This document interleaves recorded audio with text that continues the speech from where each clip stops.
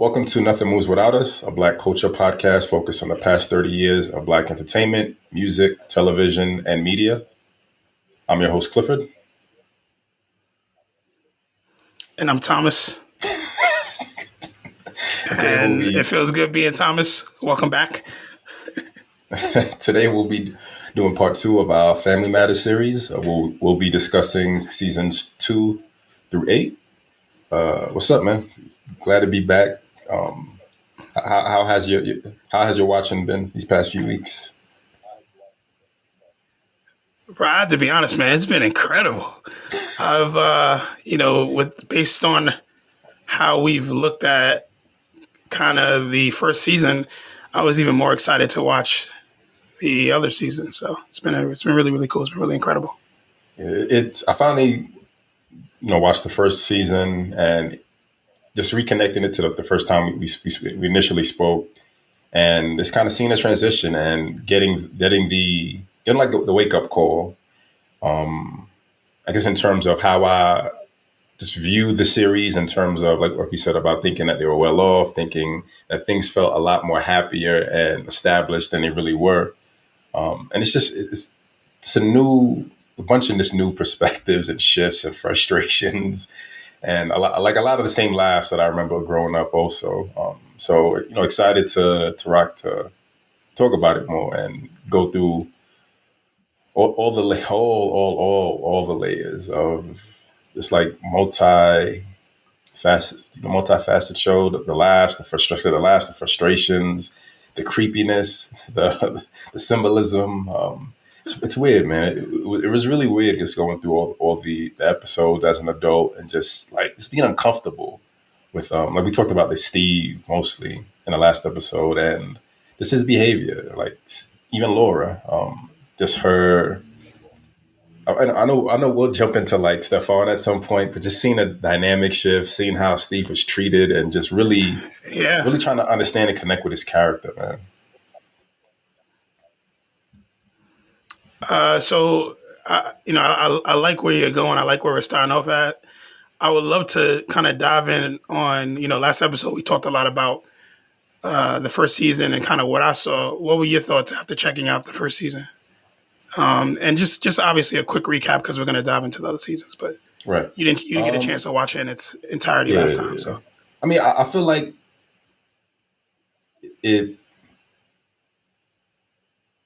the show felt more wholesome initially. Like it really felt like it was about family and the struggles of family, and it's kind of going through the trials and tribulations. And I felt more connected to it within the first season. And as I went on, it was mostly just laughs, and here and there they'd have those like powerful episodes. And I guess overall, what we talked about, like family matters. At the end of the day, no matter what happens, family's going to stick together. Family's going to work on it. So having that realization in the first episode always kind of brought me back to that. Like no matter what was going on throughout the rest of the seasons, I just kind of honed in on the first season and the importance that, it's just family. Family is the focus. As long as you communicate, have dialogue, apologize for things, and try to move forward, that's all that really matters. Yeah, for sure. It's so interesting. You got to tell me too for yourself, seeing it after we've had that conversation and, seeing the characters and their development differently than what you would see when you were watching it when you were younger or watching it growing up. So I guess what was the biggest thing that stood out? In the first season or throughout the whole first 8 seasons? I would say for the first season, and then we can transition into how it start. What you saw differently going into the other seasons. I guess the first season, I'll stick with what I said about the feeling of this family and connectiveness. I guess being connected, and it felt the first season felt less comical. Although they had jokes here and there, it really felt like it was about the struggle and the experiences and just trying to work through the challenges of life. And I think that's really it. it felt more family oriented and family connected. Steve is kind of just that annoying neighbor who intrudes and who inputs himself. And initially, it feels like he has good intentions, but he causes like a lot of rift in the family because Laura's hard on him, Carl is hard on him. Eddie gets frustrated with him sometimes, but grandmother loves him, Harriet loves him. So I feel like Steve is like this divisive character who kind of splits the family. I guess really like in that first season, and I guess transitioning, he becomes part of the family, right? He becomes part of the family that matters. Yeah, yeah, and it's interesting you say that because yes, first season was very wholesome, and as you look at the seasons and kind of how they start developing their episodes and what the episodes look like, you find that a lot of times it goes away from or they move away from just that wholesomeness to start jumping into like really really deep issues or really Right, right. challenging things happening in those times. And I don't know how many episodes you had the opportunity to check out between the season 2 and 8. I watched about 9 or 10. I try to go two or three uh, 2 or 3 episodes per season, but that Yeah, I wasn't did about the happening. So I same. was like, let me just do maybe one and one and a half. It's a lot, So yo. I had the It's a opportunity lot. to It's a watch lot. from. Yeah, Yeah. yeah, for sure. I feel like season 2 it was still that wholesomeness. There was a lot that was kind of happening you started to see the character development of Steve, right? You started to see the producers or writers really focus on bringing his character to life. Right. Whereas in season 1, he was just kind of an add-on. Right. Right. Right. Right. Right. So that was definitely something that I noticed as I continue to watch it and beyond. Yeah, I think that was he wasn't I was online and I just like pulled up an article of like Family Matters. I guess 2 weeks ago he said that the cast members didn't initially welcome him because Oh, they had a really? pilot huh? Say it again. No, I said really. That's really Yeah. wow. I didn't know that. Yeah, they had the pilot, they had the wholesome family show concept, and he was just supposed to be this add-on, like one and done thing. He said, but whatever whoever he was, it worked. People loved the comic relief, and then he quickly became the star. Like you look at the posters of the show, and you see him in the front, and it's like the family in the background, right? So I get it. Like as an actor, as a and I want to say that actors from like the 90s, 80s were more well trained, right? Like there's a craft, you come to the job through like years of like education and you want to put your all into it. And then, someone, they just shift the entire dynamic of the show. Now it's just a comedy show. And now you kind of feel like you're outshined. So I'd feel a way. I get it. But as the seasons develop, we see growth, like on everyone's part. You see the connectiveness and you see the stories evolve. It was interesting for me in season 2 that they brought cousin Urkel, like episode 8, season 2, cousin Urkel, and I watched it and I'm like, he's like a young kid, right? He's like in his teens and they already have him dressing up as a girl, and it felt it just felt weird, like it felt like that ever present theme of demasculating black men, and especially having it done to a child, a teen. Like it felt off putting. So especially so early on when he was just like really being introduced into the show. Yeah, so it's funny you say that because season 2, the episodes I chose to watch was the episode where he introduces us to the Urkel dance, I didn't see that. and I just remember you never remember do the I Urkel remember the Urkel. episode, but I didn't watch that. Yeah. I remember.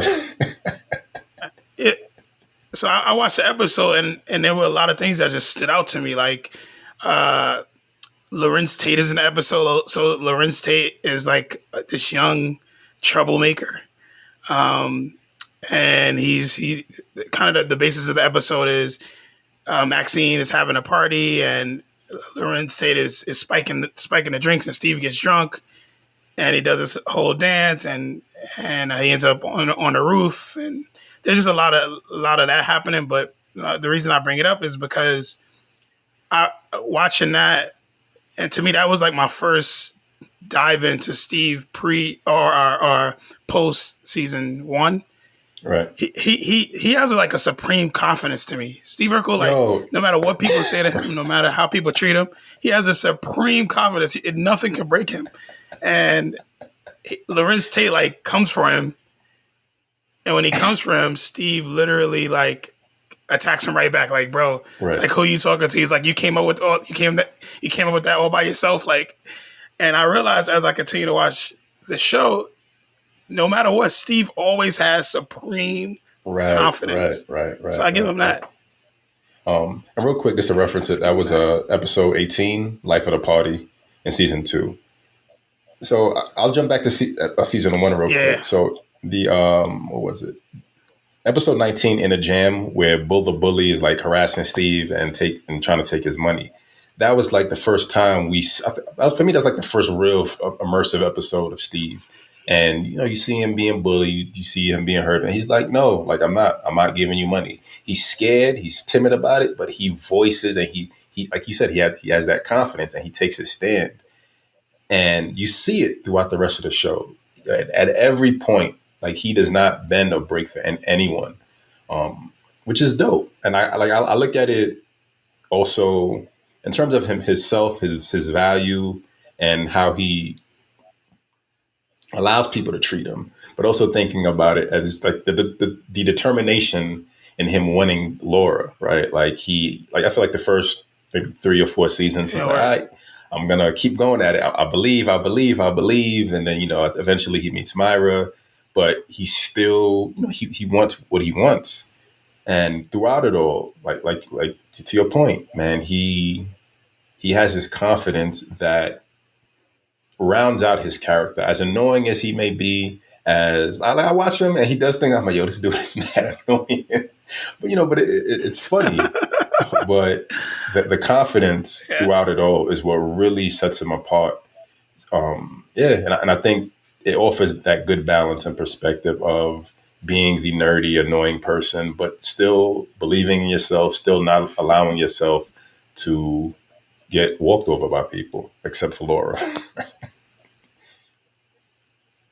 Yeah, Laura, she was no joke. And she used to straight disrespect him, man. I literally wrote down quotes where she would say stuff to him and it was super, super disrespectful. But he Right. just took it like a man. He just was like, yo, it is what it is. Um, and then another thing about Steve I think that we miss is that I don't feel like Steve I feel like Steve knows exactly what's going on, but he acts oblivious to some things. And when he needs to step up and be that guy to either put somebody on their place or educate someone, then we see it. Not only we see his confidence, but we see him become true to himself. Right. And it's just really, really dope to watch. I think, after watching season one and how Eddie and Carl's relationship was, and I shared it in the last episode, just how like crappy Carl got treated and Eddie got treated. To watch Steve get treated a certain way and still have this confidence, and even at times let his truth speak for itself. It's definitely a breath of fresh air as I continue to watch the series. It, the more I watched, the more I realized that all the men outside of Steve were treated poorly. Right? Eddie was just a cliche dumb jock. Carl was like a fierce police officer. But at home, he was just like, he can't do this, can't do that. And maybe it's tied into like them struggling with money. Maybe they didn't respect him because he didn't have a high paying job at times. Waldo came in. Waldo was, he was worse off than Eddie was. And Steve, again, as his character was, he was still the I guess he was the I want to say like the alpha male of the show, right? He was the most confident man in the show. He was the most, he was the smartest man on the show. He was the, or I guess male on the show, the most creative, the genius behind it. And like, to me, it offers this nice dynamic of, again, like, although he's the cliche nerd, the values and the way he exists and lives in terms of honoring himself, like you said, that's all that really mattered. And, I wonder if that's part of it, right? Like, you have the cliche tall, Eddie's a big, tall, buff guy, and Steve's like, scrawny, but all Eddie had going for him was his looks and his sports skills. But Steve, although like the social pariah, he had the full scope of just understanding himself, valuing himself, and just wanting more from life. I think that's what really matters, right? Like that's what we all should want for ourselves: to honor ourselves, do what we need to do for ourselves, find our passions and hobby, create, and chase our dreams. And Steve continually did that, episode after episode, because the confidence was always there. Yeah, it's funny you see that as all the men were being essentially called out, and Steve was the alpha male, because I see it a little bit different. I actually think that the main characters were always called out, but then anybody that was a guest would get crazy love. Any guest male would get, the women would be the nicest to him. It could be like a guy Laura's dating, or it can be, one of Carl's partners, or like any male that came in from as a guest for an episode, he was always treated with mad love. They were showing mad respect, and it's just mad weird to me. And obviously, the show is the writers of the show probably did that on purpose, but it's something that I noticed because I really thought that there are times where Eddie has new friends and come into the picture, and Laura's like smitten over that person. Or there's different basketball players that are in episodes, and they're just their energy is just always so excited. The family's like, oh, this person's so cool and they're incredible. And then another thing about Steve that's just mind blowing to me is that, and I don't know what made the writers do this, but Steve being someone who loves yodeling, that was weird to me. I was like, where did he? Who taught? Like, whose idea was this? This guy loves to yodel, and he just, that's just something he loves to do, and he's like listening to a hip hop yodel track and different things like that. I thought it's just hilarious to me how they gave Steve this. They made him the most unique like character ever, and I'm just wondering how they had these conversations. Like, what did it look like in their meetings? Like, hey, you know what, we're gonna have Steve, literally yodel around, and we're gonna give him an accordion. Like, where did that come from? Of all the instruments, they gave him an accordion. Like, just things like that. It's very interesting to me. Yeah, I mean, I hope we like in a final episode, when we do like the last episode recap and the review recap, we'll get some more answers about his character development from like behind the scenes. But I want to say, like, I think it's just part of how on one aspect, right? How do we show him as being the cliche, like the cliche nerd, the cliche person that society doesn't think is cool, but we present all these unique passions and love, like the yodeling. Like, I mean, the episode where he was sleepwalking, like he had suspenders on his pajamas, like for what? like there's all these like small things written in that are just so. They seem so far fetched. Like, again, like you said, the accordion and the yodeling, but it's just like, why not? Right? Like, why not? Why not have him just do the most extreme things you would never expect him to do? Number one, as a black kid. Well, I guess mostly that. And I guess that maybe as a black kid, right? I've never seen a black person play the accordion. I've never seen a black person yodel. And granted, it's TV, never. But yeah, but like, why not? Right? Like, why not just have him?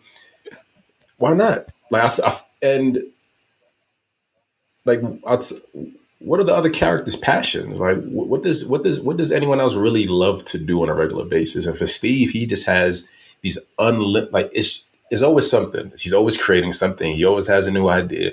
He always Yeah. like there was a episode where he had like a wedge of cheese, and he's like, one day a entire city will be powered by a wedge of cheese, and it's comical, it's funny, but the inspiration behind it is just like, yo, this kid can do anything he wants, anything he puts his mind to. He's free. That's what it really is, right? Like I think he's the most free out of all the characters outside of like maybe the grandmother because she's older and she doesn't really care about anything. He doesn't have any limits in terms of what he's willing to learn, what he's willing to do, and if he sees something that he wants, he's gonna go after it and he's gonna excel at it. And I think that's yeah, I think that for me, that's like the bigger picture behind it. Like, whatever you want to do, man, just do it, own it, and enjoy it. Yeah, Yeah. So let's pause there because I think, you bring up a great point around who Steve was as an individual. So I would love to raise the question, and this is for you and I to think about: how is Steve's character? How does it relate to where we are today? You know, in today's world, a person like Steve, how would he be perceived?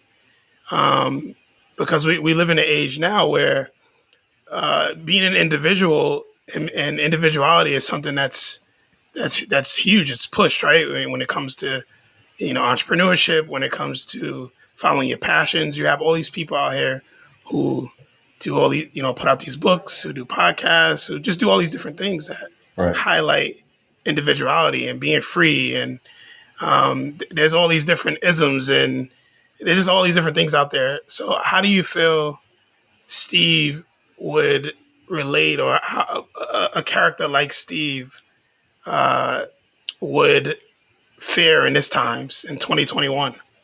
I think he's part of the prototype of what a lot of Black people have become.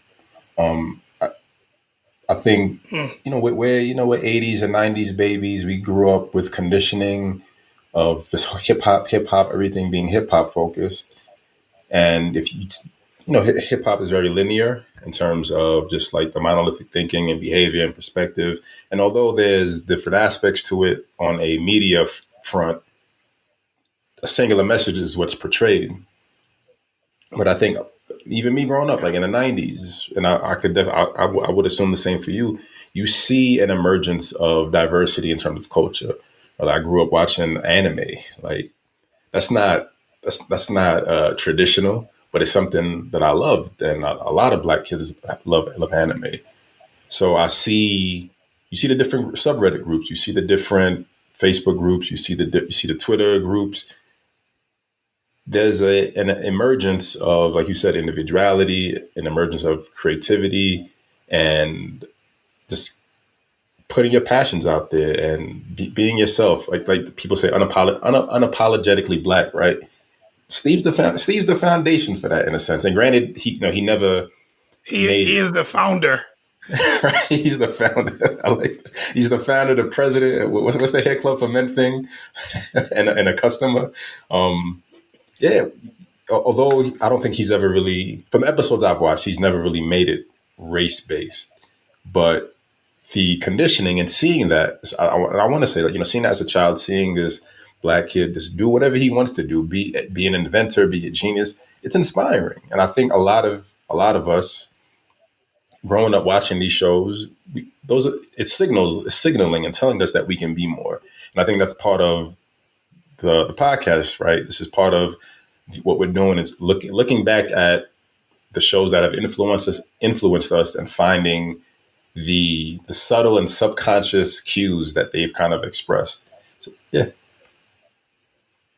What is what do Yeah, I you agree with you how do you think 100%. he would fare? Yeah, I think Steve is, it's like, I think he's typical, uh, like the typical guy that everybody didn't want to be in Right. in the earlier years. But today would get so much love. People will be copying him. They'll be literally following him around. They would. He, I really could see him, you know. being on Capitol Hill talking about yodeling's important. Like he just has that personality, and Right, right. there was a level of respect that he commanded without even doing that, just by him living this carefree, I'm me, and I'm unapologetic about it. And you bring up a great point about him being unapologetically black, right? Because I do see that, and I watched one of the episodes in season, I think it was season 2, where and I'll confirm it, but I'm pretty sure it was season 2 where Laura wanted to create a Black History class in our school, and she went to the school principal and she's like, "Hey, I want to create this Black History class." That episode was weird too because there was 2 teachers. One was her history teacher, who was a white woman, and the principal of the school was, I believe, Japanese. So it was just really interesting to have those dynamics. Um, but it was episode 20, Fight the Good Fight, in season 2. And the reason I bring it up is because Steve he loves Laura, but he was like, "Yo, I'm gonna help you build this," and he ended up getting. They had a whole thing where they had people sign a petition, and he got tons of people to sign his petition to start this Black History course in their school, and he just was super about it. And even then, like there's a part in the episode where he goes to the basketball team and he's like, "Hey guys, I need you guys to sign this," and they're like giving him shit, and then he explains to them like, "This is the reason I want you to sign this," and then they actually like switched quickly and they're like, "Steve, whatever you need, bro, I got you, whatever you need." He And was it's the just first woke. so interesting to see that dynamic. And He's the prototype for being super woke and right? unapologetically black. We need a statue of Steve Urkel somewhere, bro, because I really believe that there's a lot that we probably didn't take away from then that I definitely saw now, and there are other things in the episode that are that are interesting to me. And I won't go too much off Steve, but in that same episode, there was a history book they were looking at and they were reading. Laura was explaining and sharing some of the history she learned with her parents and her grandmother. And on the book, it actually said, which I don't know how they got away with this, but on the book, it actually said "Great Negroes." The name of the book, the title was "Great Negroes, Past and Present." That's probably what they had back then, right? Kind of crazy for this. That's probably the first in the 90s. Right in the 90s, I was like, well, in the 90s, they still on that. But if you watch the episode, you actually see that is the title of the book. It actually says "Great Negroes, Past and Present," which is it just blew my mind. I had to rewind it and watch it a couple of times because I thought I was bugging.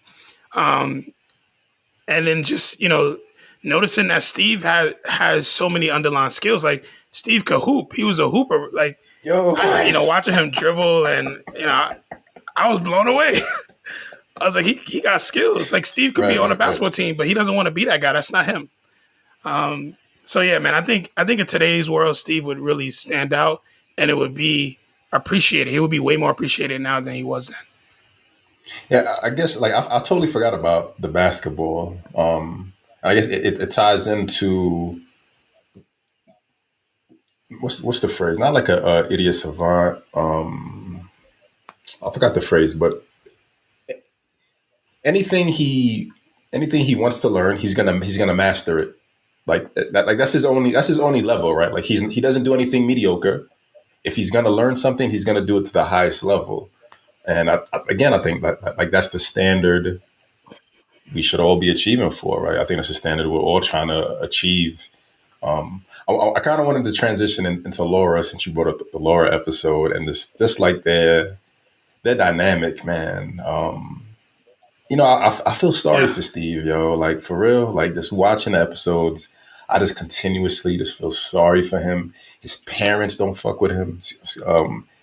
It's just sad, man. Like there was a episode, like he was talking about his parents, and like his parents gave him a anchovy paste dog biscuit for like dinner or something like that, and I'm like, how, like like how do you write, like how do you just insert this like child abuse and child neglect into the conversation like it's nothing, Yep. right?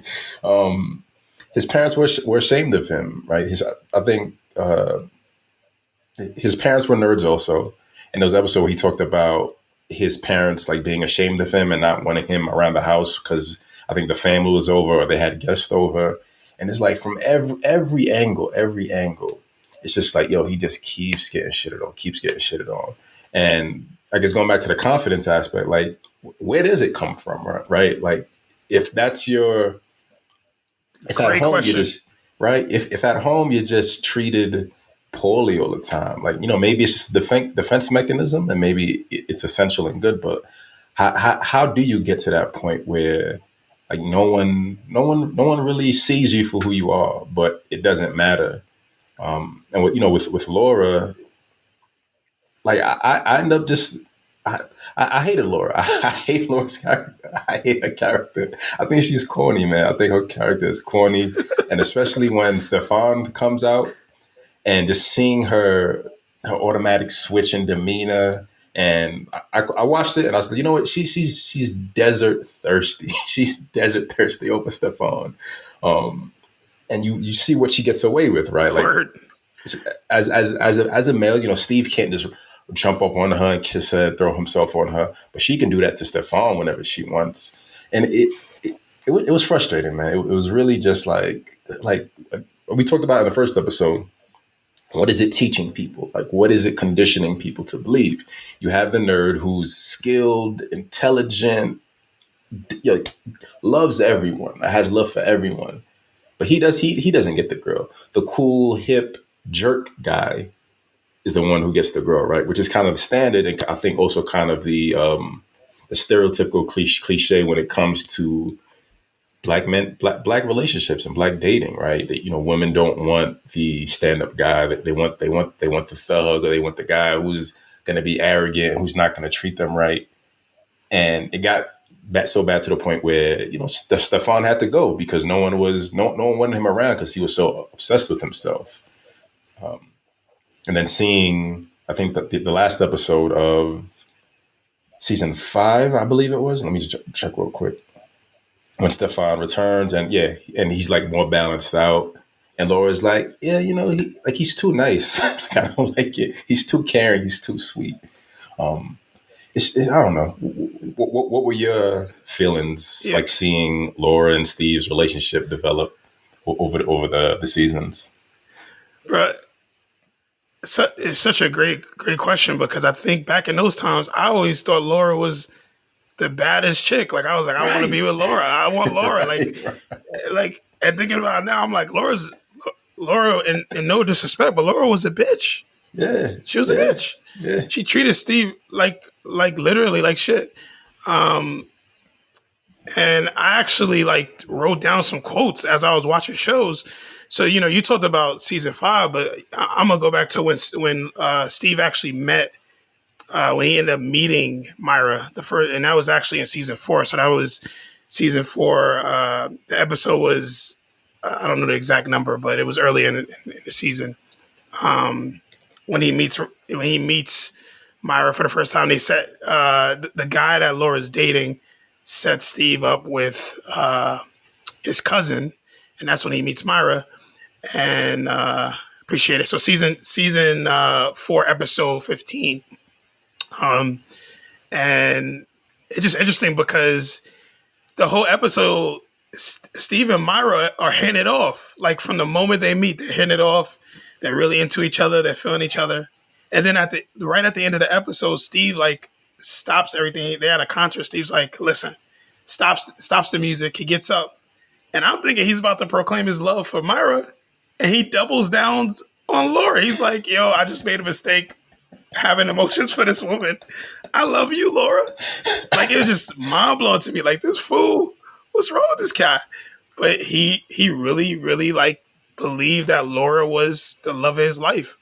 I mean, I just thought it to be how it just was interesting to see how Myra and Steve had this dynamic where they connected not only from an intellectual level, but they were physically attracted to each other. And Steve Right, kept saying that. right, He kept saying to Laura, yeah, he's like Myra is so cool, but I like her, but I'm right, attracted to her. He's like, you know, normally he didn't feel these feelings. So I just thought that was crazy. And then even in some later episodes, like I said, I wrote down quotes where Steve is like, telling Laura, "Hey, I really dig Myra," and Laura's like, it's like Beauty and the Beast. She's calling him a right, right, beast, and uh, she just keeps making him seem like he's nothing. But at the same time, she's like, "Get away from me."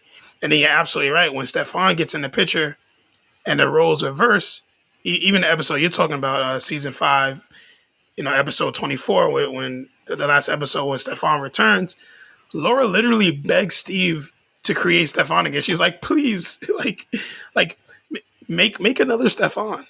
Um, and it's like just why couldn't crazy she to me find another how. man? Like, right? Why couldn't she find another man? So it's Like how? Right? so this is funny because at the I'm sorry beginning to of that cut you episode, I don't off. know if I you got to. remember.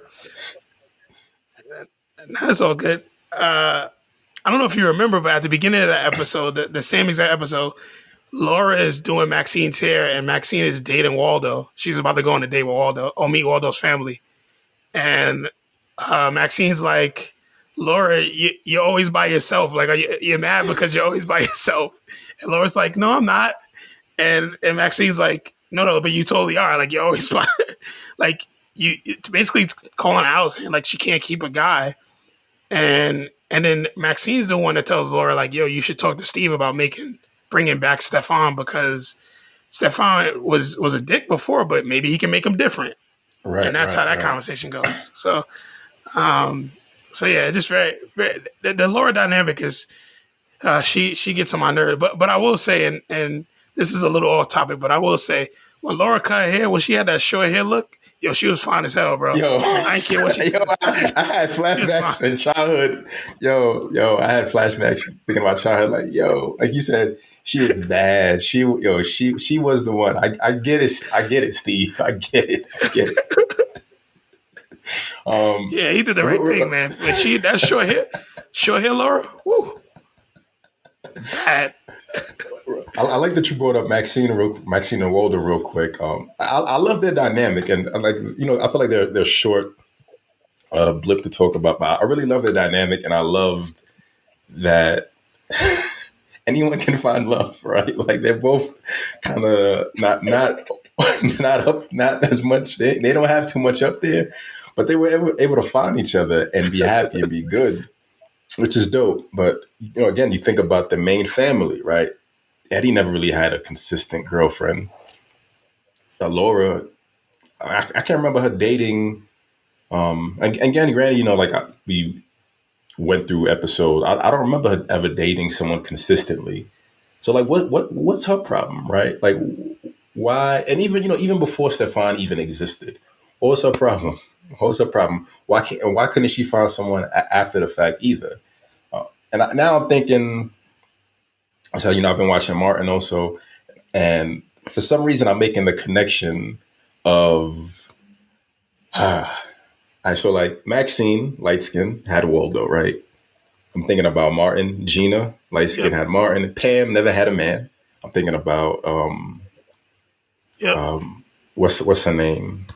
I think Maxine from Living Single never really had a man. I feel like there's some, it may be some unwritten or I guess unwritten character development or character description when it comes to like dark skinned women never rarely having like consistent spouses in TV shows.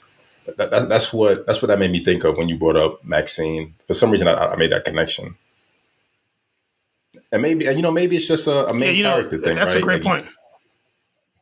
Yeah, sorry. That's a great point. No, that's a great point, because I think Laura, not only was she was dark skinned, but also she was kind of masculine, right? She was kind of tough. She didn't dress like a tomboy, but she was Right, tough. Like a guy, I could see a guy having trouble, dealing with her because of her not taking any shit. She doesn't take any flack for anybody. except her dad. Her dad, she had this really sweet, kind of innocent relationship with Carl, and she used to take advantage of Carl and tell him to his face. Like I was saying in the last episode, she'll Right. tell him, she'll be like, "Dad, can you get me to help me go to this party? Mom said I can't go," and he'll be like, "Baby, don't worry about it." And then later on in the episode, she'll be like, "I conned you." And it You're was just right, stuff like that. I man, just mad disrespectful, man. like, yo, this girl. So I think being the dark skinned women in TV at that time probably were looked at a certain way, as well as being more, I don't want to say masculine, but just being no nonsense. That was something Right, that I feel like Laura carried even when she was in middle school, when in season one, and right. as she continued to develop as a character. So yeah. And maybe that's part of the dynamic, right? Like you look at Carl, you look at how he was treated by Harriet. So Steve would be like, I guess, understanding her father, understanding she can manipulate him. She doesn't really want that. She wants a more alpha male who's gonna like put her clichely put her in a place, or kind of lead her and guide her, maybe. And maybe that's the dynamic that I brought up earlier, with Stefan being the jerk, but he's confident, he's good looking, and that's all that matters. And Steve just being too, I guess, too emotional, too beta, and that just not really being what she wanted. Yeah, it's a weird connection to think about. And granted, maybe that's not what it is specifically, but it feels like it's part of the experience and the general narrative when it comes to Black relationships, or I guess male and woman dynamics also. Yeah, and even with that, and I'm going to backtrack a little bit because you brought up Maxine and Waldo. I noticed, and I don't know if you noticed it, but I believe it was probably season four, so either the beginning of season four or season five, when Waldo started showing up in the intro. So his Right, right, character right. was in the intro. Maxine wasn't in the intro. Weasel was a regular. He used to crack me up, bro. Like the way I literally wrote down on my notes, why does he talk like that? Because It was funny when I first saw him. he was literally I a thought it was weasel. Kevin Hart. When I first saw him, I thought, "Yeah, Kevin Hart." Oh man, that guy's crazy. But I was mind blown by they put Waldo in the intro, so obviously he was going to be more of a character. Obviously they added Steve, so you had Waldo and Steve in the intro. Judy was nowhere to be found. I think after season five or six, they took her out the intro, so her character development went out the window. You never seen her do anything other I than don't think did her maybe character little segments development here and there. But ever start. I mean, I feel like out of all the episodes I've watched, she maybe said one line, and it was with Richie. Like, and even thinking about her, or watching the show consistently as a kid, I don't remember her speaking. I don't remember her speaking at all. She just existed. I feel like in a family. yeah, well, in season one, her and Laura were like tit for tat. Every time Laura said something, she would Right. co-sign it, and vice versa. And maybe Steve As the replaced seasons her. went on, you notice. I don't even think Steve replaced her. I just think that they felt like the Winslows didn't need three children, and it was interesting because they never like said Judy like went to live with her aunt, or she just like disappeared. She just was gone. Like it would have been nice if they had an episode and maybe Judy. I hate to say it, but maybe Judy got sick or Right, something right, right, happened. right, Like Judy went to go live with her uncle, but she just disappeared. And then Rachel also wasn't in her appearances started to kind of slow down as well. But right. Richie was great, man. Richie was so smart. Richie actually reminds me of a Steve. He had like as his little 5, 6, 7 year old, he had extreme confidence. Right, right, right. And even when he's like helping Carl fix stuff and he's talking to Steve about stuff, there was just so much. There's so much there, and him and Steve are definitely my two favorite characters, hands down. They're I I just love how their dynamic was. Right. I love the grandmother, man. She is she's whoever wrote for her, or whether she ad libbed or just kind of went with the flow, man. Her jokes were hilarious. Like she was always on point. She always had the good zingers. Like I said, she's carefree. She's retired. She's free. She's supported. She's loved. Like I remember in the first season, the episode where Laura sold her quilt. Not the first episode. For the first season, there was an Yep. episode where Laura sold the family's quilt, and it was just like this tight emotional bond. You felt her, and I feel like those were one of the few episodes that I remember of like her like really showing emotion and pain, because the rest of the show, like I said, this kind of feels like this nice comical relief. In season 4, episode 19, I forgot that she got married. I forgot all about Fletcher. I forgot about like Yep. I saw that, and again, when I talked about in the first episode, thinking about modern shows. And again, I don't really watch a lot of the modern black shows, but Blackish is a show that I've really watched before. And comparing Family Matters, grandmother living at home, great personality, fun, her getting married, you see an episode where older people finding love and how powerful that is in terms of just Yep. like it's never too late, right? It's never too late to find love. There's always opportunity to kind of look forward. And thinking about Blackish and thinking about the grandparents there, and it's Lawrence Fishburne, and I forget the grandmother, but they hate each other. They're always fighting, they're always arguing, they're always like snapping at each other. And I'm like, it's funny, but I want lovable old people. I don't want miserable, angry old people. Like that's not what old age is supposed to be. So I like seeing the wedding episode like really gave me this extra I guess this additional like connection and appreciation for the grandmother and her role, and just her always being present, her always being supportive, and her just always kind of being honest and being the fair balanced one, because that's what a grandmother is supposed to be in a family. Yeah, she definitely was a character that brought a level of maturity to the show, and she knew how to do it when it was needed. That cool episode was super powerful. I remember getting emotional watching it, because I do agree. I think just her connection to Laura and having sitting down having a conversation with her, I thought it was dope. It's funny because she didn't have those similar conversations with Eddie. Eddie Right. always had those conversations with Carl, always. So she would have those conversations with Rachel, with Carl, with Harriet, but Eddie just was kind of left out. Like every now, her and Eddie had like a comical relationship. Like Right, right, they right. walk past And each it other was and they more high cool five and each other hip. Yeah, type like shit. he Eddie kept her young Yeah, essentially. Yeah, yeah. yeah, and I think to your point, when it comes to seeing grandparents, she was just a great example of what a grandparent is. Like, it happens where you may lose your partner, but life isn't over.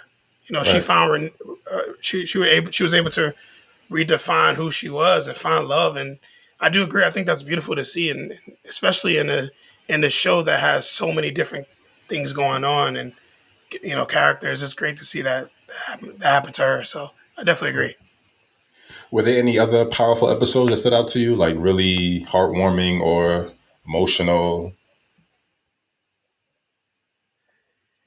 Yeah. So an episode that like really kind of like got me. It brought me back to my childhood was the one with Grandma Ma. Um, and for those of you guys Oh, who don't know, oh, Grandma Ma was played by Larry Johnson of the Charlotte Hornets back then. That episode, I believe that episode was in season 2 as well, or I might be wrong. No, season 5. I'm sorry.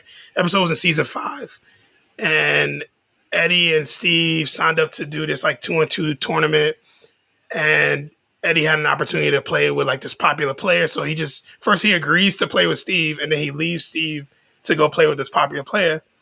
And then to your point, this is a perfect example about Grandma Winslow, Mother Winslow, because she introduces Steve to this elderly woman who can play basketball, and Steve is like, "Wait, what? elderly woman could play basketball, and even he's a little huh? But then when he meets Grandmama, he's like, oh, let's Right. do this. Right. So that episode just brought me back, and the best part of the episode is the end with Steve and Eddie play 1-on-1 for the tournament, and Steve dunks on Eddie, like he yams it on Eddie. he like crosses him and like goes straight to the basket, one hand dunk, and it looks so easy. You could tell it wasn't like photoshopped, or not, I guess you can't Photoshop, but there was no camera enhancements. He literally dunked on Eddie. That was something that it just blew my mind. And then at the end of the episode, him and Eddie make up, and it just was real wholesome how they made up. So, but seeing Larry Johnson, I'm a big basketball fan. So growing up, I loved anything basketball, and to see him as a character on the show, and even some of his lines he was saying, it just was hilarious. So that's definitely one that stood out to me. Yeah, I completely forgot about the Grandmama episode. I'm gonna go watch that and look for that. And let me add this. Let me add this. So a thing that came to my mind when I was watching it is that, and you talked about it, Steve wore a dress early in earlier seasons.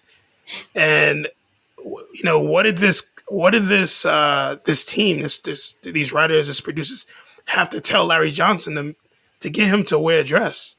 And, when I was watching the episode, I was like, this dynamic again of these dudes wearing dresses. Right. Like I get it. It was cool, and it made it was a cool kind of idea. But how cool would it have been if it was a WNBA player, right? And I don't think the WNBA was established probably. I think it came later in the '90s. But or a taller woman that plays basketball. So it was just very what led them to create a character using a real life professional athlete and put him in a dress.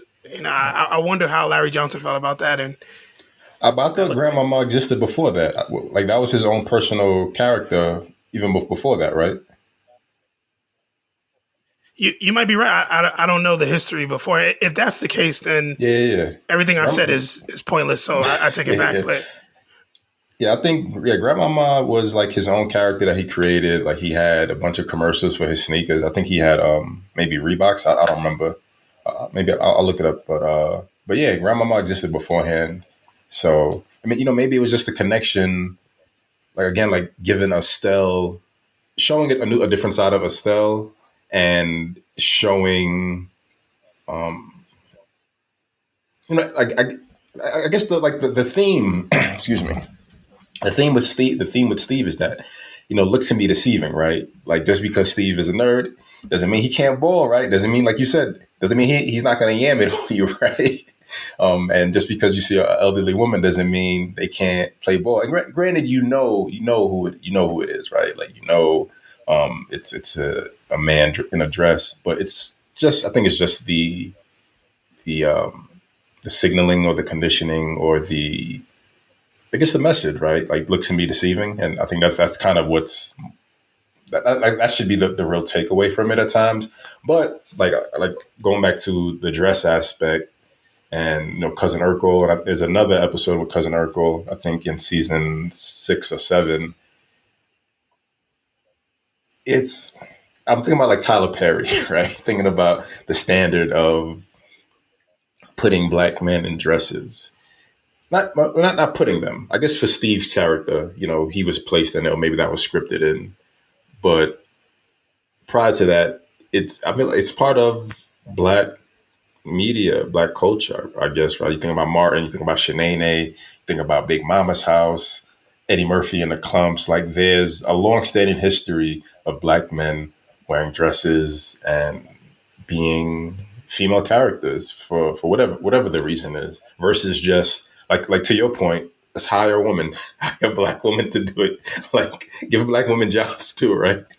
I think that I like that. Like why not just find a black woman who can ball and give her the job? But guest appearances, it makes it more exciting. Maybe Grandmama and Larry Johnson had like a new sneaker deal coming out. So it makes more sense to kind of integrate and have someone who has something to promote, but can also just kind of boost your rating to get people excited.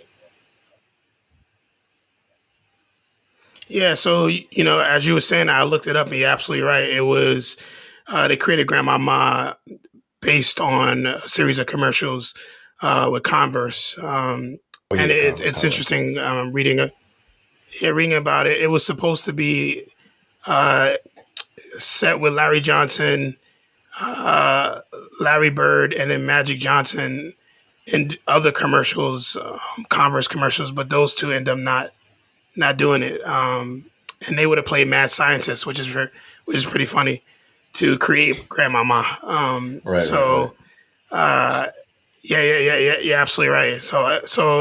But even with that being the case, I still think that uh, the dynamic of I just would it would have been nice to your point to see a female professional athlete, get an opportunity, or I think it's only fair if if they had other characters that even I don't want to say women dressing as men, but just other dynamics that added to it. There were a lot of episodes where they did like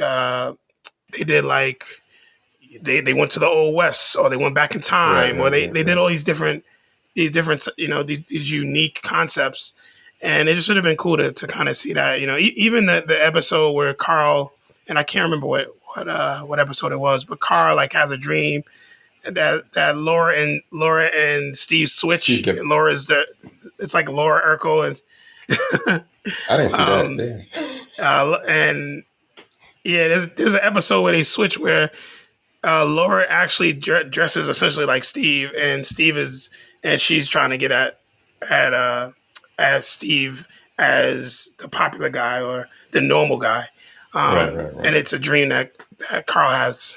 So, those things are cool, but overall, I just think that uh, the show itself took a lot of risk, and hopefully those risks, for me, those risks paid off, but they clearly did because they did 9 seasons. So it Right. was cool to see. Right, right. So what I was thinking about, I thought about Stefan real quick and kind of, I guess, tying back into him, but also just thinking about Jaleel White's acting skills. So like the first time he transformed into Stefan, there's like this instant of just character change, right? Like Steve is like this big bug-eyed, wide kid. Stefan's just like low-browed and cool. And I'm thinking about, like Jaleel White, yo, I don't know why he didn't act more, man. Like to do that dynamic, right? Like playing Steve Urkel, him being able to ball in real life, him being getting his cool, confident. I mean, maybe he's thinking about it, right? Maybe Jaleel White brought some of his own cool, calm, and confidence into Steve Urkel. He just made the voice different, right? He just made the voice. He had the suspenders, so it seemed a bit off-putting. But I really like. I love the different dynamics of the like when he built the machine that you can. The what do you call it? What was the name of the machine that he used? Like initially he did the juice to become Stefan. Then he built the machine and he was doing different characters. Um, and there was the Yeah, I know. I don't know the name of it. I'm checking it out. uh, Um, there was the an episode in season 7 called Random Acts of Science, and this is like the funniest episode I've seen in a while. And it's when season 15, episode 7. It's Carl and Steve are at the police warehouse, and Carl's telling Steve, like, Steve ends up moving in with the Winslows because his parents moved to Russia. They don't tell him. They just move and they move to Russia. They don't tell him. So he ends up moving in with the Winslows. So Steve is like doing his experiments in the house, and Carl's like no more. You can't do this anymore because like that the kitchen windows have been broken at least 10 times a season. So they're in a police warehouse, and this gang comes into the warehouse. They tie them up, and Steve's telling them about the machine. Like, like you guys can be bank robbers. You can jump to the machine, drink any potion, become anyone you want. change back, and the cops will never know who did it. So he has like he's like, let us try first. Let us try. We'll show you that it works, and then it's all yours. So he's going through the different juices and vials, and he's like, how about this? Why don't we do the Bruce juice? And they're like, Bruce who? And he's like, I don't know. Could be Bruce Yep. Springsteen. And he just different names all these different celebrities. So they go into the machine, and they come out like two Bruce Lees. And I'm like, yo, I totally forgot about that episode. So, yo, they're just fighting. They're just fighting. They're wrecking the entire crew. And again, it's watching Jaleel White. Like, he did a lot of the moves, the strikes, the fighting. Carl did it too. Carl's doing a lot of his moves too, except for like the jumping up the walls and the backflips. And again, it's watching, again, the dynamic shift and watching the skill in terms of this acting and being able to kind of shift through different characters. And it's dope. And that episode is also like, I love the episodes where Carl and Steve work together. Like the rare episodes when they're just like getting along and having fun, because so much of it is just the anger and the repetitive annoyance, which I get the comical relief. But seeing them being able to bond and actually like cultivate the relationship in these rare moments, I love those episodes, man. I do. Yeah, for sure. And I'm looking it up. It looks like he called it the Transformation Chamber. Right. That was one, and then he had another machine that was like a teleporter. It was the Urk pad. I didn't see that. But what season? Do you know what season that shows up in? Transformation Chamber sounds right. Let's see. It looks like it doesn't say the season. Yeah, I don't see a season. But the Transformation Chamber sounds right.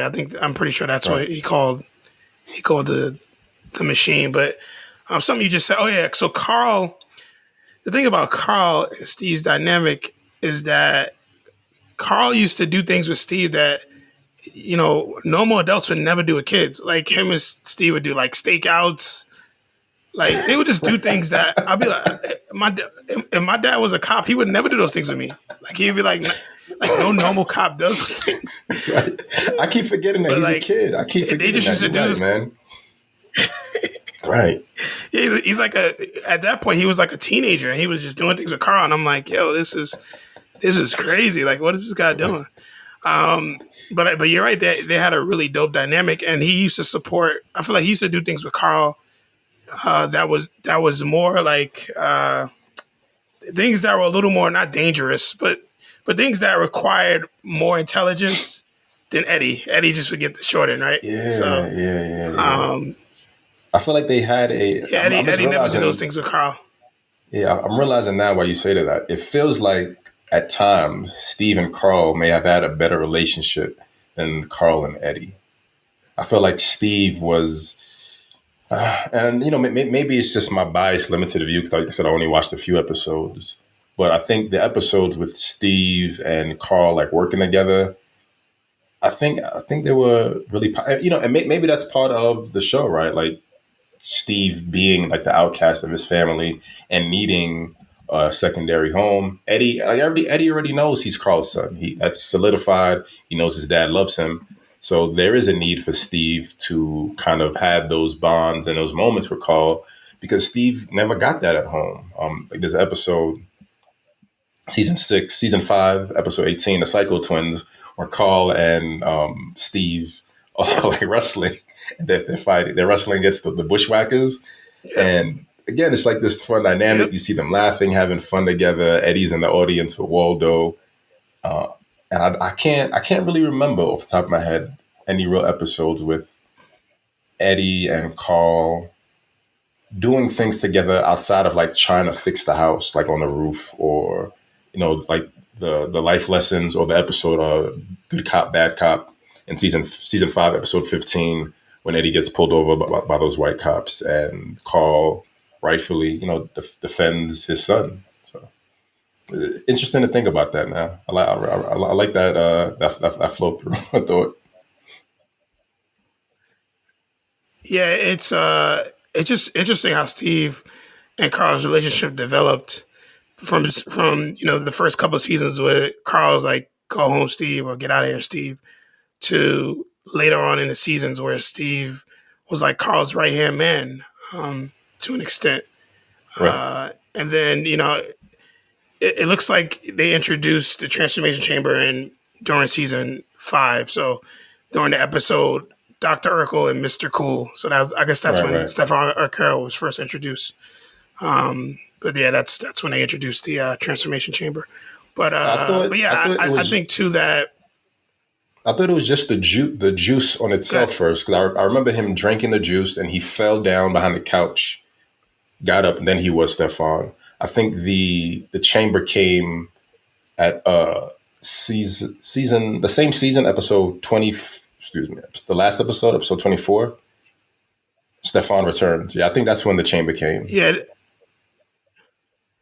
okay. Yeah, I'm looking at it on the fandom The Family wiki. Matters fandom page. It doesn't say it. It just Okay. says during during season 5 episode, and it gives me the episode, and it says this is when the and it says this is when it gives me a breakdown of when Steve became Stefan Urkel. Right.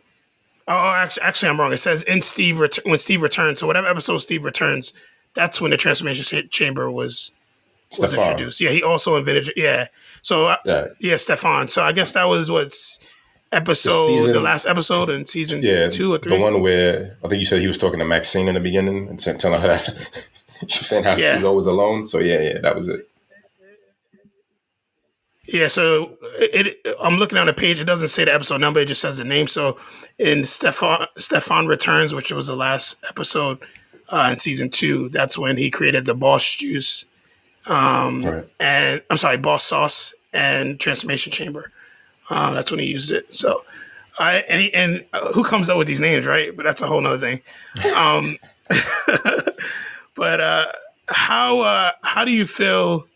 Looking at it now, obviously we're reflecting on it. But how do you feel once again? Steve and Carl's dynamic plays a role in the culture, plays a role in where we are now. Um, Steve was in some ways like an adopted son, Right. so or an adopted family member.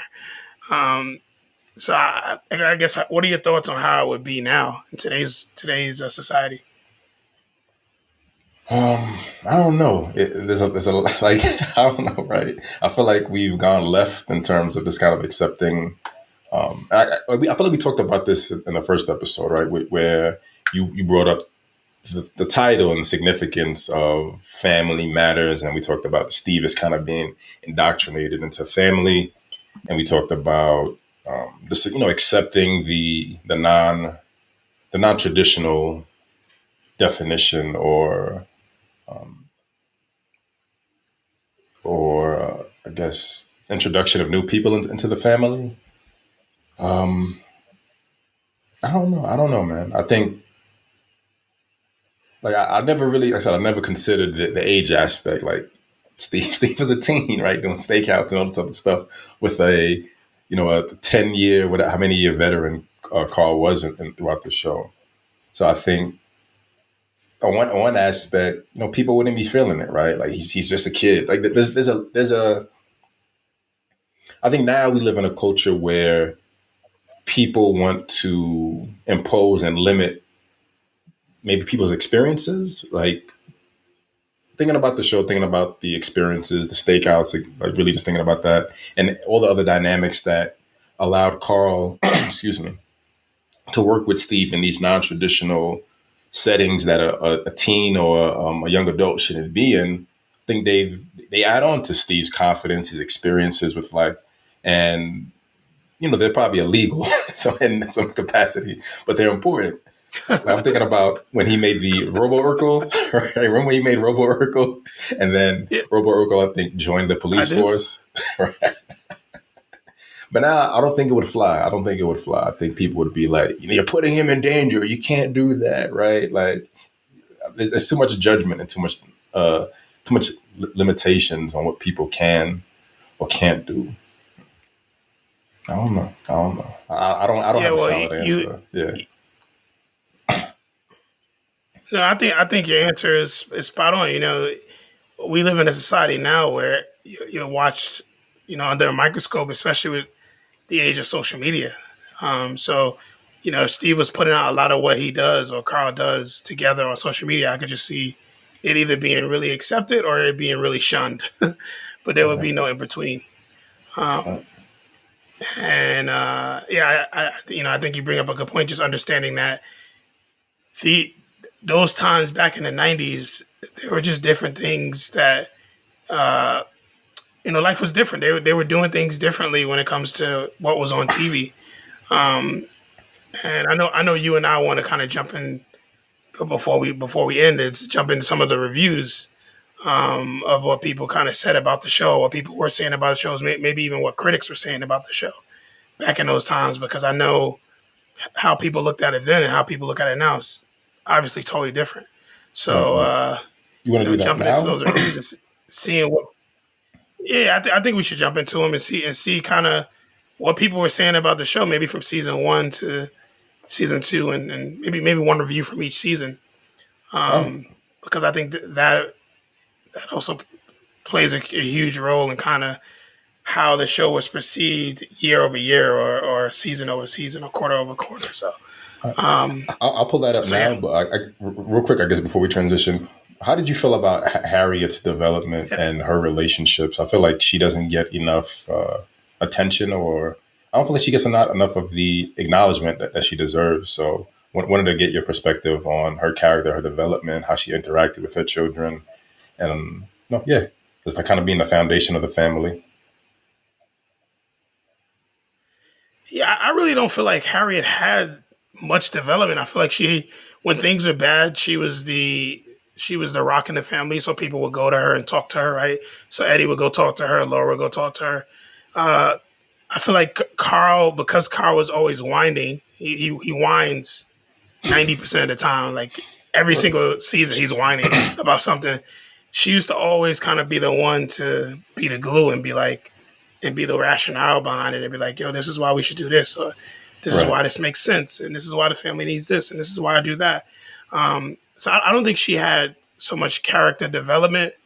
I think it was more so she she was put in certain situations to eradicate maybe something negative happening, or maybe something that started out as a mess, and she helped clean it up with her savvy. um and another good thing that I'm glad you asked about Harriet is Harry and Carl always had these weird episodes in different seasons about them seeing other people, like being attracted to other people. Harriet would be attracted to a guy, or Carl would be attracted to a woman, and they would always obviously come back together. And that's something you and I established last episode, where at the Right. end of every episode, the family always came back together. Right. But Right. Right. but that was always also funny to me too, how Harriet would have these episodes where she would find a man attractive, but she's like, I love Carl, and Carl had this episode where Right. he finds a woman attractive, and so that's another thing I think kind of fit with who Harriet was and her character Yeah. as well. I feel like we don't really get that in outside, maybe outside of reality. Like I said, I don't. Again, this is just me, my assumptions. I don't feel like you really get that in modern shows. Like in the past, a lot of this, there's always these dynamics where men are placed in situations. Like in season one, the episode where Carl has a new partner. Like going back to what we talking about, why Harriet wasn't a female cop, and thinking that they didn't want to portray that. But in season one, Carl gets a female partner, and she's like this young, attractive woman, and Harriet's worried that she's cheating on him. But in no sense, in no aspect, right? As many times that you have these, like you said, these levels of attraction, I feel like shows in the '90s never crossed that boundary where people cross the line. There's always, like you said, family. They always stick to the core because that's what it's supposed to be, and the that's what it needs to be at the end of the day. Yeah. Yeah, you missed the part there, because I think that's a great episode to reference, because it wasn't Harriet, it was Rachel, and it was Mother Winslow. They kept basically. I literally wrote down Oh, in my putting the battery notes. in that back. Yeah, you're right. Rachel is an instigator. She instigates everything. That's why they got her out the house. They said, get her out here. Everything. She always instigated. So in that episode, Harriet continues to say, she's like, I trust my husband. My husband, he's good. I don't have any problems with my husband. And Rachel's like, well, you know, they find a hotel key or they find something in it, and it becomes this thing where Right. they're instigating it. So then her and Mother Winslow and Harriet, they go and they end up messing with Carl's bus and his thing that he's trying to do and being a part of that. So yeah, I think Harriet was always the logical one. She, you know what? I gotta say it. Harriet was a black mother. Like black women, she represented black women to the highest. Yeah. She was someone who, as a kid growing up, I would be honored to have that as my mom, and my mom was definitely similar. But she was a black woman, like holding down the fort. And you know, I'm glad you asked about it because you're right. She didn't get the credit she deserves, and we giving you your flowers, Harriet. All right, let's jump into these reviews, man. So, I'm thinking maybe we both pull from. Are you doing IMDb reviews? Yeah, we could pull from IMDb wherever. I definitely want to use the same look at the same one you're looking at. So if you drop it here in the chat, I'll pull it up. And you want to do user reviews or like what's I guess professional reviews or whatever? Yeah, I think what do you think? I think user reviews works. All right, cool. You know what were people saying? Like obviously the critics are going to be the critics, but what are people saying?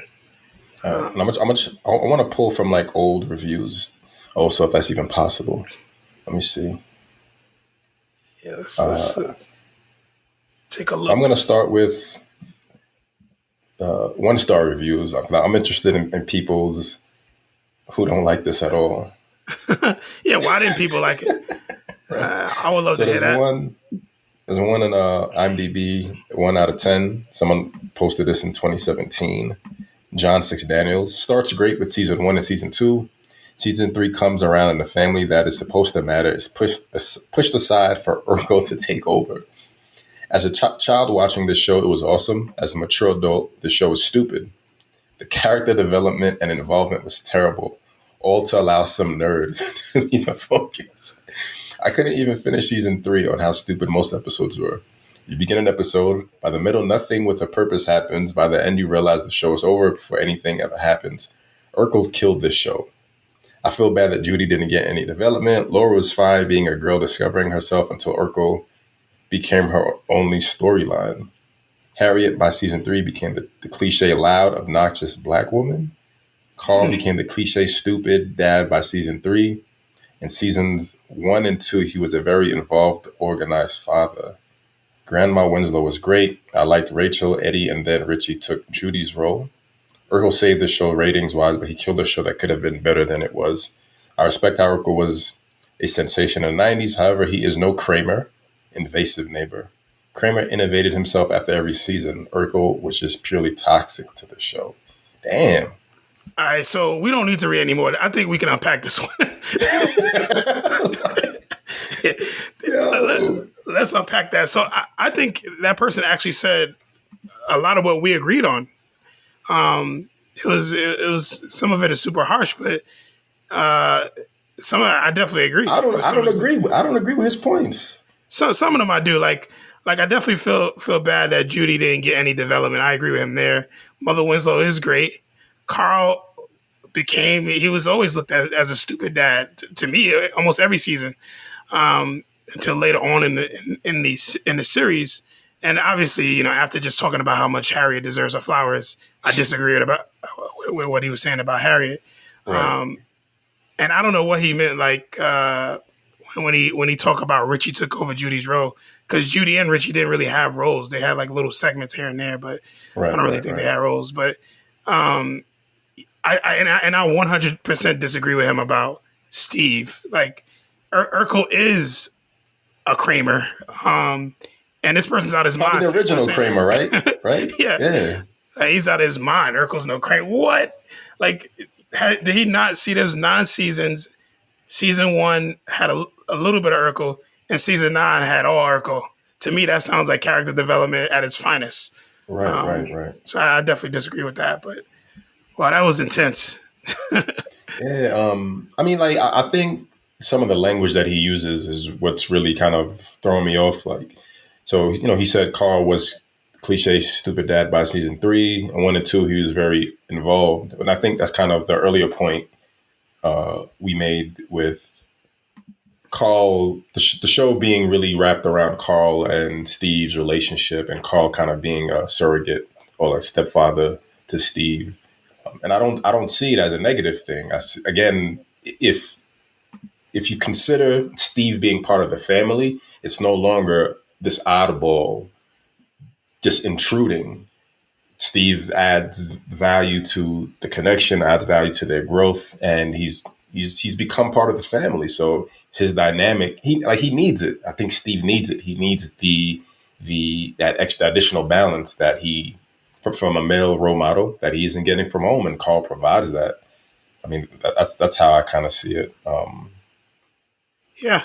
Obnoxious black woman. I don't see that. I feel like Harriet's character. Sorry, go ahead. I'll jump back in.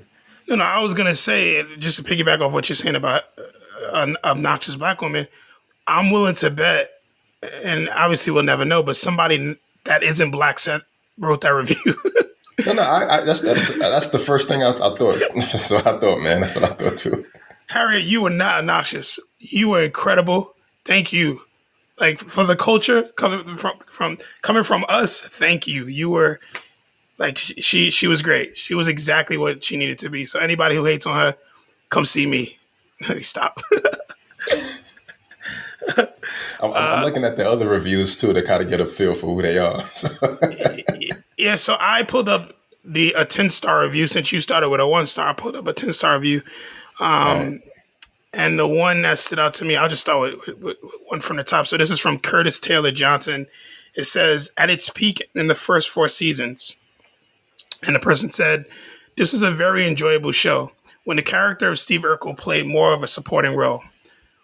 Once the writers started to make him the star of the show is when it's downfall. I don't know. The show worked much better when the cast was more of an ensemble. And I think the issue is people can't write. So I'm just going to skip some of this. The storyline also became more and more outrageous to the point that the show wasn't even watchable. The best episodes were between 1989 and 1993, although there were small numbers of episodes after this that were entertainment. It ran longer than it should have because the writers ran out of things for Urkel to do and grew increasingly repetitive with each season. Right. And this was a 10-star review. Right. So, I feel like a 5-star review. They don't know if they like it or not.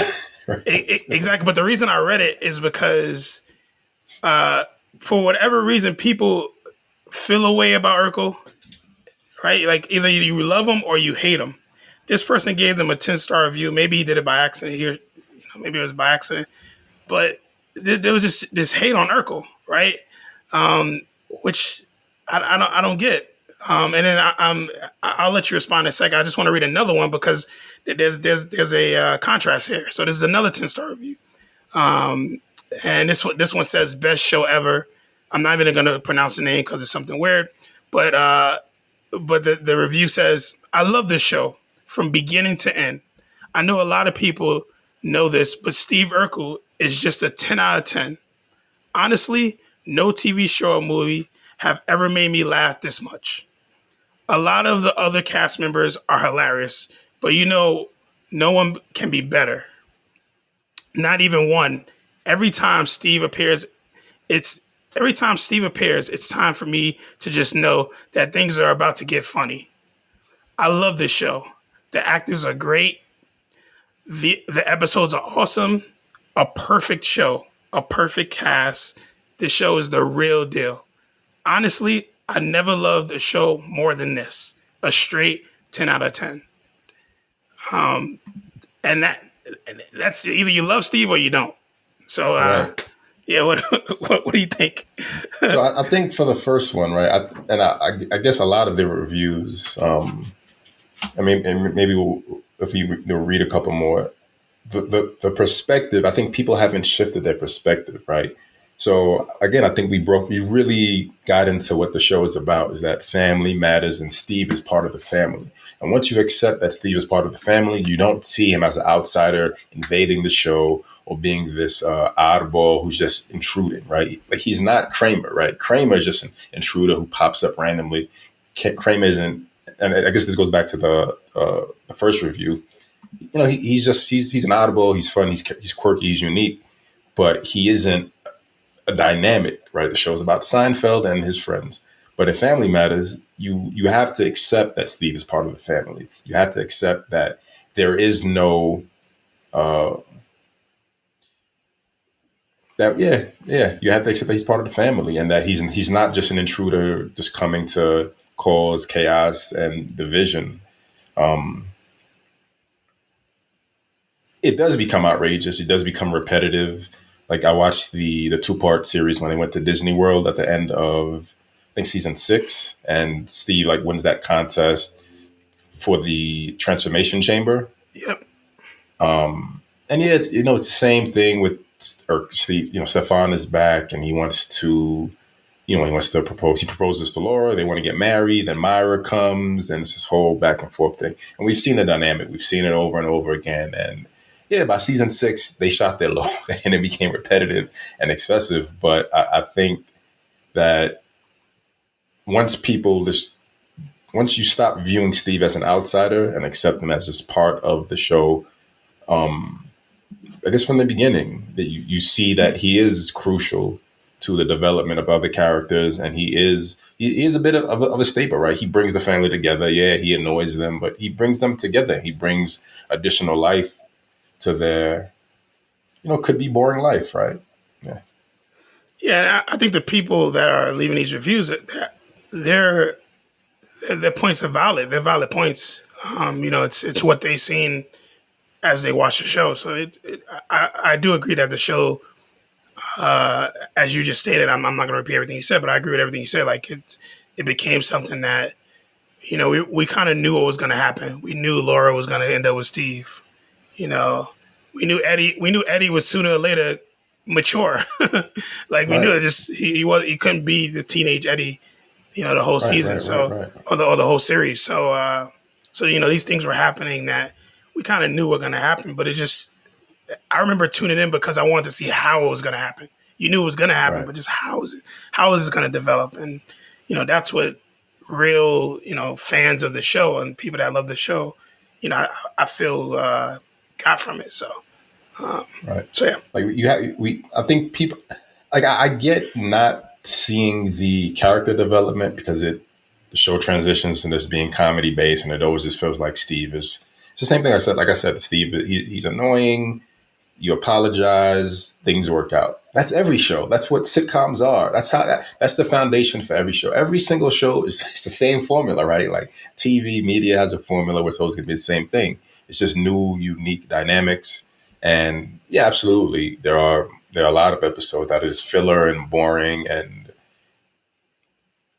don't add value to the overall story, but they're not supposed to be it's not a series, right? Like every episode is a standalone for the most part, unless it's a 2-part episode, or unless they're bringing in a concept back from a previous episode. But it's not a continuation. And I mean, I see the growth, I see the development, I see the maturity. Like you watch them grow as people, you watch them grow as adults, and although they have some of the same founded character.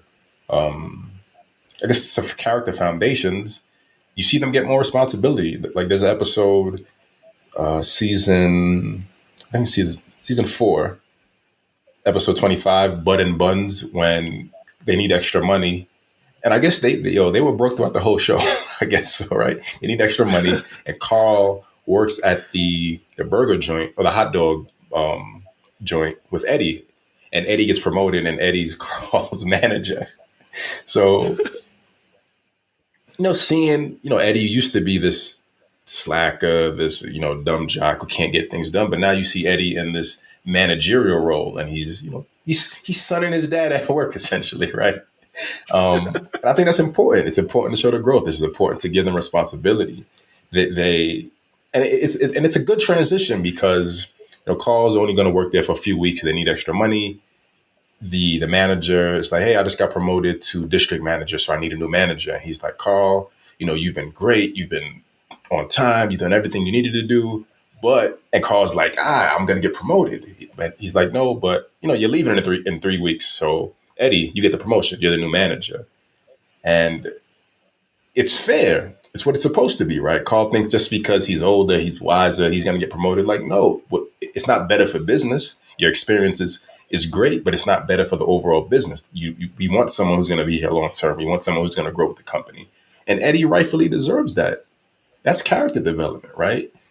It ends funny, right? Because Carl is just pissed off at Eddie, just telling him to do all these menial tasks. And when they come home, like Eddie isn't even like thinking about work. He's like, we're home, Dad. Like, that was a great day, blah, blah, blah. And Carl's resentful, right? Like that's because that's what Carl is. Like you said, Carl is whining. He's resentful. And he's like, well, I'm the dad of this house and you're going to be cleaning, all weekend long and stuff like that. And it's corny. It's corny. And that's what it is, right? Like as a man, yeah. And as a father, you're going to feel a way about your son getting a promotion over you initially, but you gain perspective. And that's the point of the show, right? To have these initial feelings, to be upset, to maybe be resentful, but you gain perspective and you change the dynamic and you communicate and you make things work because, again, family matters and this is what you have. You got to work with it. Yeah. Yeah. So, that's once again, looking at the character development and how Eddie had to mature over the seasons. And I actually think it's a great place for us to leave it, right? We've seen this show create so much of a dynamic of what Family Matters is all about, like what the title Family Matters is all about, and we see it from all different perspectives. And I think looking back at it and watching these episodes closer because of this podcast, I'm just so blessed that I was one of those kids who tuned into TGI Friday, because I'm pretty sure it was on TGI Friday, to watch this. I just was really into it. So, yeah, I'm glad this is the first episode, the first show that we did, and this is how we started the podcast. And this conversation has been great, bro. I'm blown away by what we discovered, and really, really looking forward to what's next. So, what is next? I guess real quick, it's been interesting to kind of just make these new connections, and although we watched it independently, and certain words just pop out, and we just kind of make these connections. So what's the modern day or the possibilities of what it is? So we did seasons 2 through 8. Next up for us is doing our Clubhouse, and we'll finalize that between us, and we'll probably post it. We'll definitely post it on social media in the next few days. And on the Clubhouse, we'll be discussing the final season 9. We'll be watching the cast reunion that came out a few years ago, and just kind of hopefully have some people on board who are willing to ask questions or gain or add their perspective on the show, what it's meant to them, and maybe take apart some of the things we've said or challenge some of the ideas that we've had in the show, what it means, and character development and its significance in terms of the overall Black experience and where we've kind of grown watching it as kids. Yeah. And I would definitely say, we encourage you, whoever you are listening to this, to go back and watch the seasons. And obviously you don't have to watch all 9 seasons, but go through the. I know on Hulu they have the episode description, so you can just read a description. If it stands out to you, watch the episode, and I think that's a good way to start. And it'll give you an idea of why we love the show, and why we decided to have this conversation about it. And as you listen to our podcast, please share your thoughts. Let us know what you're thinking, because I think the growth of anything is something that is important to connect with community. So, we want to create connection, we want to create community, and I think that's something that we want to keep in mind as we continue to build this. So, hopefully, you can join us on Clubhouse and continue to rock with us. Absolutely. And we'll also do our final reviews. We read some of the reviews and we'll give our final reviews for the show on the Clubhouse also. Cool beans. All right, let's do it. Yeah. So yeah, thanks for joining us on this episode thanks for joining us on Nothing Moves Without Us, a Black Culture podcast. I'm your host, Clifford. And I'm Thomas, a.k.a. Young Raspy. Harriet, I love you, baby. I love you, Harriet. Laura, I love that short hair you got. You can find me on IG. You can find the Nothing Moves Without Us podcast on IG at A Black Culture Podcast. You can find me on IG at Goats Conditioning and Black Excellence Daily. And I'm under the Connection Curator on IG. And yeah, we appreciate you guys. All right. Till next time. Peace.